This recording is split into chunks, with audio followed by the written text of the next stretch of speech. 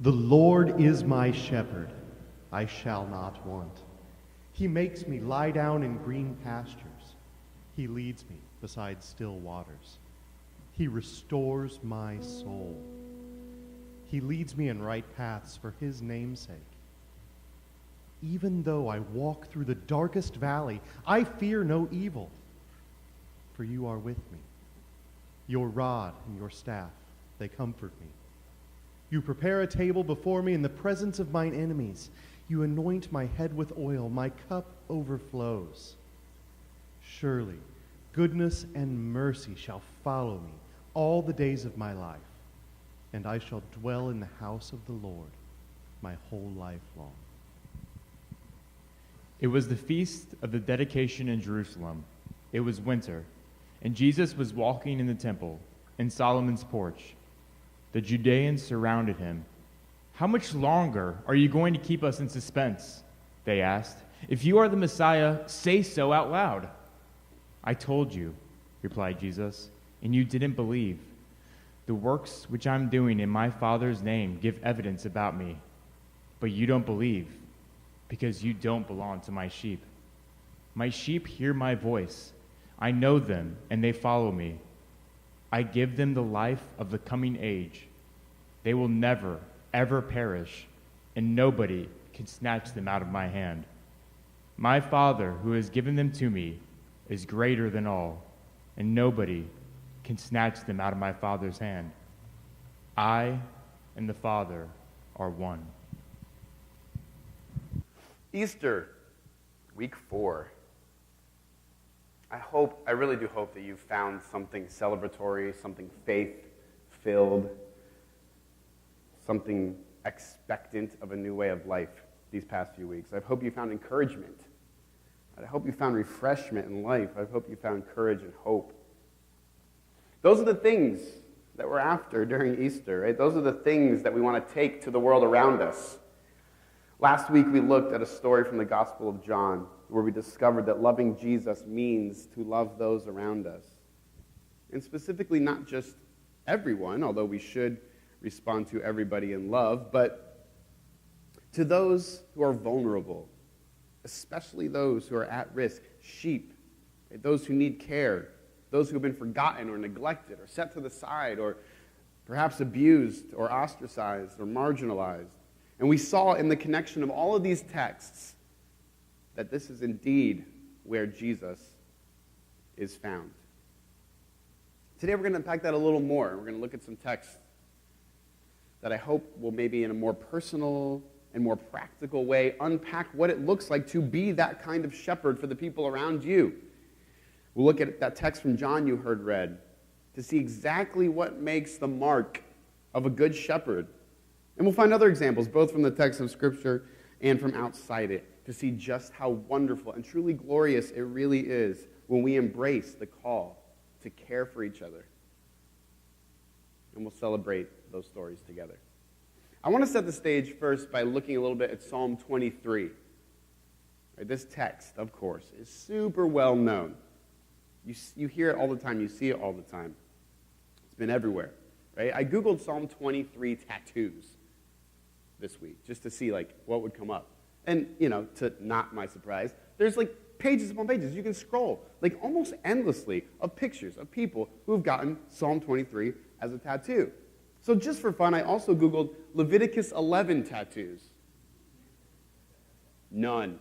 No one. I mean, maybe someone, but it doesn't come up on Google. Everyone knows Psalm 23, right?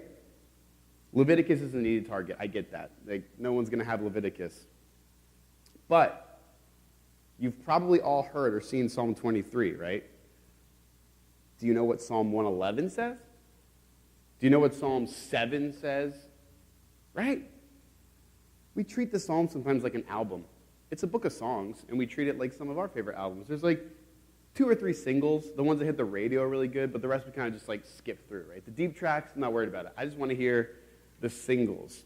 And at the risk of pushing this metaphor too far, what made Psalm 23 hit the Billboard Top 100? Why is it so catchy? Why are there so many tattoos? Why are there so many paintings? Why are there so many artistic renderings? Why is it stuck in our head First of all, it's certainly very catchy, right? It's brilliantly and beautifully written. It's easy to get stuck in our heads because of the cadence. But it's more than that.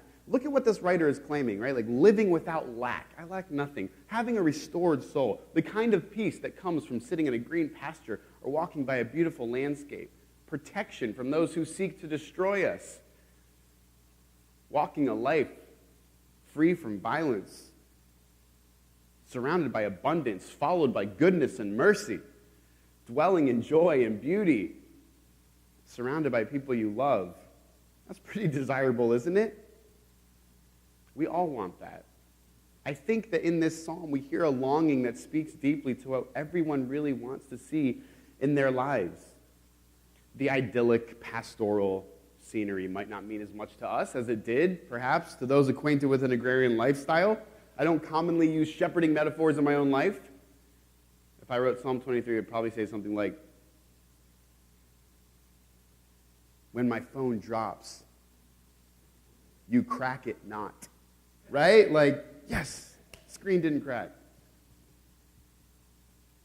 Or something, I don't know. Whatever would make you feel good, restore your soul. But the point is that beyond the shepherding imagery, right, there's something really, truly deep about this idea of a life of joy and peace. It's not some kind of escapism either, right? Because in spite of many ways that people use this song, notice some of these lines. Though I go through the darkest valley, is what the NRSV says. You won't hear me say this very often, but the King James gets it right here. Though I walk through the valley of the shadow of death. Darkest is subjective, isn't it? In my relatively easy modern life, I may see that, I might be like, do I walk through the darkest valley because my car broke down when I really needed it? Right? It's easy to kind of get wrapped up in a fairly cushy lifestyle that most modern people live. But shadow of death is specific. The author's surrounded by a valley, and there's death on all sides. One misstep could be his last. And in that death-surrounded valley, there's no fear. There's no fear of calamity befalling. How about this? You prepare a table in the presence of my enemies. But the enemies are still there. Strife is still in this guy's life. There may very well always be those who wish to harm us or destroy us.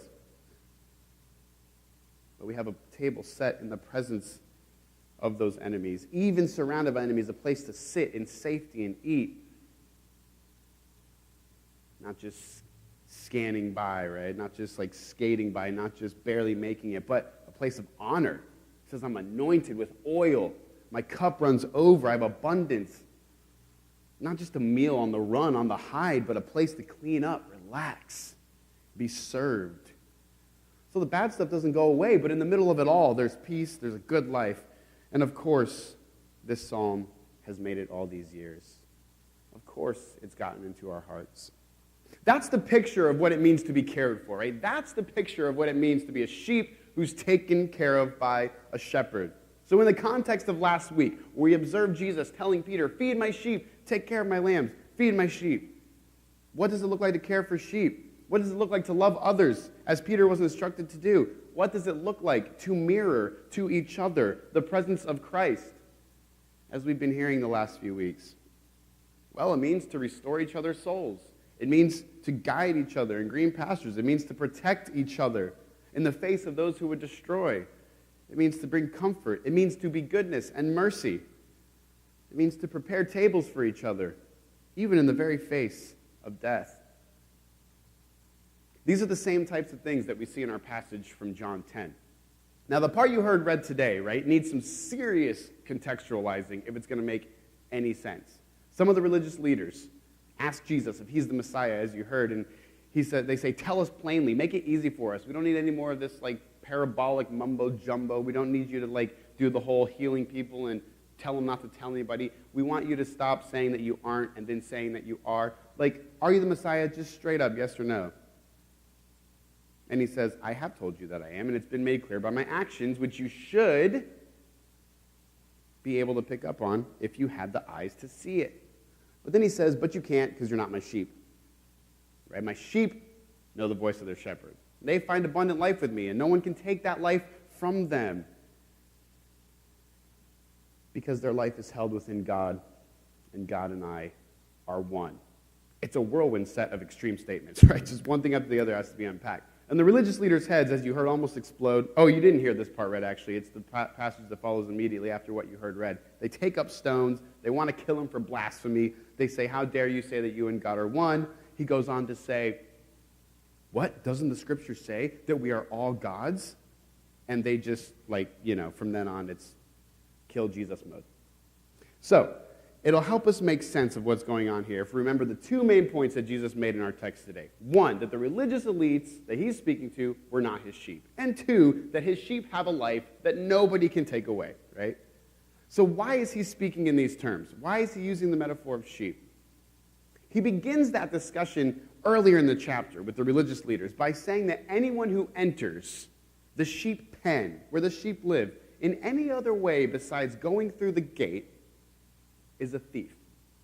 Right? That makes sense, doesn't it? You can imagine this metaphor. If someone's coming into a sheep pen and they're climbing over the wall, it probably means they're up to no good. The metaphor of the people of Israel being sheep was extremely well known to the people of this time. The prophet Ezekiel speaks of it extensively and says much that Jesus kind of mirrors in this chapter. So the leaders are listening to Jesus, and they understand what he's saying, right? They're probably thinking, yes, of course, Jesus. Those who come in over the fence without going through the gate are thieves and robbers. And probably what Jesus and the religious leaders both have in mind is Rome, right? The people are oppressed by this outside invader coming into their country to oppress them, to eat them, to steal their goods, whatever. And so everyone will be tracking with Jesus at this point. But then he makes the second point, and he says, I'm the gate. Right? So whoever doesn't come in through the gate, whoever tries to go over the fence and get the sheep is a thief and a robber. And I'm the gate that people need to go through. Jesus is reiterating here what he's always been about, right? Protecting those who are at risk of being oppressed, standing with those who are being taken advantage of.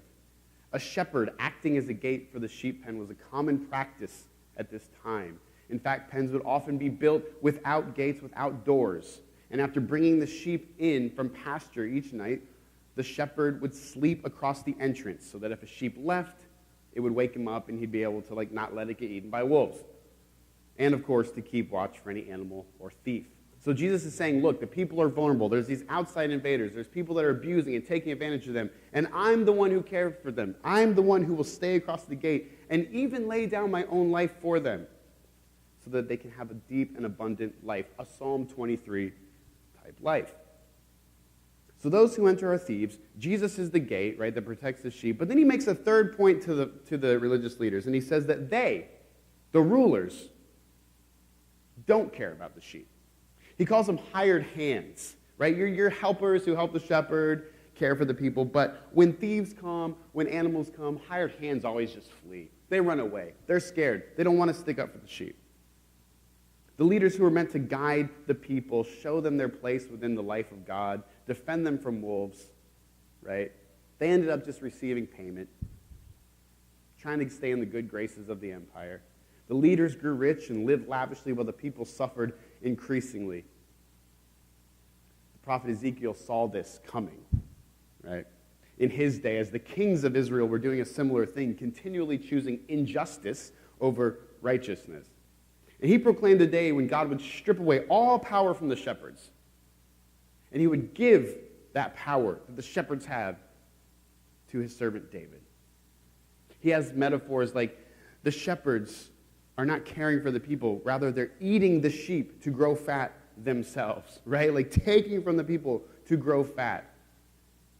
And so they won't be shepherds anymore.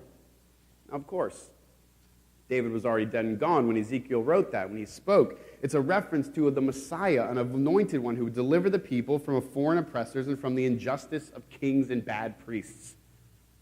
Which brings us back to our text.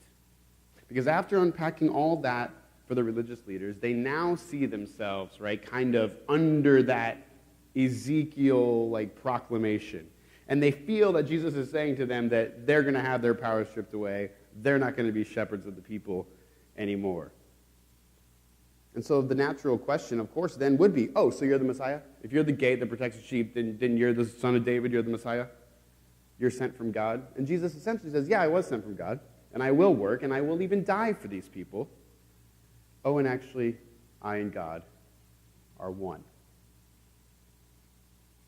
Now, that was the battle Jesus was never going to win. And of course, ultimately, he did not. But as we notice, right, what we're going to get into today is the fact that this passage ties directly into what we've seen over and over in the Easter text. Jesus has made clear to us time and time again that the life of God is among the people, that God's actions can only be seen in our actions, that God's Spirit lives in the community of faith. So when Jesus says, doesn't your scripture say that we are all God's? Right? He's saying, doesn't it say that we are all to participate in this divine life? Doesn't it say that we are to be this to each other? And of course they take up stones to kill him. Why? Those who run temples have a lot to lose from saying that God is among the people. Those who have a corner on the market for God's location never want to hear that God is out and about. But those who seek a creatively beautiful life of peace and depth, like the one described in Psalm 23, see this as all grace. Right? It's really the most amazing thing of all, that the things we desire, mercy and a restored soul and rest and love among enemies, all the things that the psalmist says that God does for him are all the things we can do for each other. This is what Jesus was trying to show the people. And it's made clear to his disciples in our call from last week, right? As we continue to live in the call of feeding sheep and embrace it as our own call, we'll do well to hold in our hearts Psalm 23, John chapter 10, because they give shape and specifics to what it looks like to be a good shepherd. As we move towards the end, I want to use a couple of examples. Right? The first one comes from Acts chapter 9, another reading for today. We see a woman named Tabitha, her Greek name Dorcas. They both mean gazelle. Quick, cunning, powerful, beautiful. All the word gazelle brings to mind. But what she's known for, the way she's described, is being devoted to good works and to charity. Her life was putting good into the world and demonstrating love. If someone described you, would they say that? Man, they're just about good works and charity. We can imagine how many souls were restored. In fact, we don't have to even imagine it. The story goes that she dies and they prepare her body for burial. And they tell Peter, please come join us for the funeral. Please come join us. This woman was so amazing. And when he gets there, all the widows showed him the clothes that she had made for them. Right? This was a woman who literally took care of one of the most at-risk members of her society at the time. Widows, a class with no social safety net. She literally clothed them. If you're familiar with the story, Peter hears all these stories. He sees what she meant to the community. So he goes to the room where the body was, and he raises her from the dead. The world cannot be without Tabitha's. And our Easter hope is that we know that the world will not be without Tabitha's. She's just one of the countless examples of early followers of Jesus who took very, very seriously the idea that they were now the shepherds for the people. This is our call. This is our life. It's really straightforward, right? Be God to others. Oh, that's hard. I mean, the word God contains a lot of things. Okay, fine. Be Psalm 23 to others. Be Psalm 23 for the people who need it. I have a friend who's very dear to me. And Britt and I were with her the other night, and we were talking about, surprise, surprise, church and stuff like that. And in many ways, she thinks she's outside the church, right? She thinks she's not able to be in it. This is mostly because she's been told this by churches. She was telling us that the first time we met, she found out I was a pastor. She was like, uh-oh, stay away. Stay far away. I don't want that scary stuff in my life. But then she went on to say something very powerful. She said that you guys mean so much more to me than just who you are.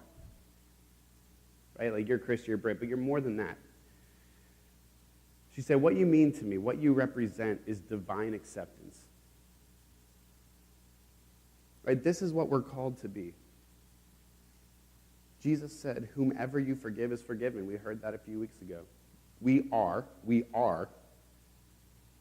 and can be more the place where people experience and find divine acceptance, a restored soul, a safe place to get a meal while being pursued by enemies, a river when thirsty, a green pasture to rest in, protection against oppressors. That's what we are for each other. We've seen this. We've been this. My soul is refreshed every week by all of you. Meditating on Sunday mornings.